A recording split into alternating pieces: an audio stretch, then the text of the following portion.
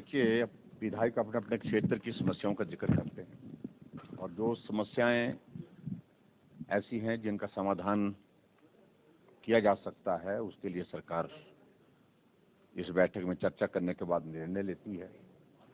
और विधायक अपने क्षेत्र में उनकी प्राथमिकताएं क्या हैं उनको भी इंगित करते हैं। उसके लिए एक प्रोफार्मा है, प्रोफार्मा भर करके देते हैं। तो ये बैठक का क्रम आज से नहीं, वर्षों से चला हुआ है। मैं 25वीं बार 25 साल से इस एनुअल प्लानिंग की बैठक में हर बार आता हूँ। सभी बातें जो कही जाती हैं उनका समाधान होता है, ऐसा कभी होता नहीं है, संभव भी नहीं है। लेकिन उसके बावजूद विधायक के प्रमुख मुद्दे अपने क्षेत्र के क्या क्या हैं, ज्वलंत मुद्दे क्या हैं, उनका समाधान करने की दृष्टि से हम उनको प्रायोरिटाइज करते हैं। विधायक को भी हम बोलते हैं कि आप प्रायोरिटाइज करके दीजिए। आपकी सड़कें कौन कौन सी प्राथमिकता की हैं, पानी की स्कीमें कौन कौन सी प्राथमिकता की हैं, इंस्टीट्यूशन की दृष्टि से कौन कौन सी बिल्डिंग्स की आपकी प्राथमिकता है, इन सारी चीज़ों को लेकर के काम करते हैं। और ये भी मैं कहता हूँ, अगर सत्ता पक्ष के विधायकों को 2 सड़कें प्रायोरिटी की मिलती हैं तो विपक्ष के विधायकों को भी 2 सड़कें प्रायोरिटी की मिलती है। ये बिल्कुल भी उनका कहना उचित नहीं है।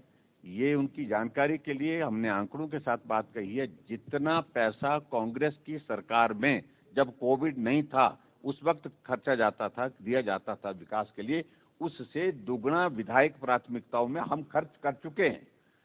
इस बात को उनको समझना चाहिए। इसलिए राजनीतिक मकसद की दृष्टि से ही बातें कहते रहना, आंकड़ों पर जमीनी हकीकत है।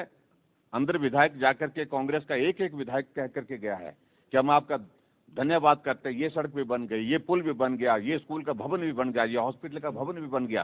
सभी बातें कह रहे हैं, रिकॉर्डेड है वो सारी चीजें। तो इसलिए मैं उस पर कुछ ज्यादा टिप्पणी नहीं करना चाहता हूँ। उन्होंने अपने विपक्ष की भूमिका निभाने के लिए रस्म अदा करनी है, वो कर रहे हैं, उनको करने दीजिए। लेकिन हम अपने हिमाचल प्रदेश के सर्वांगीण विकास के लिए काम कर रहे हैं और एक जैसा विकास कर रहे हैं। हर क्षेत्र में विकास हो रहा है। जो कहा जाता है कि हमको काम बताएं, विधायक यहाँ पर आधा आधा घंटे बोलने के बाद 40-45 मिनट बोलने के बाद हमको रोकना पड़ रहा है उनको।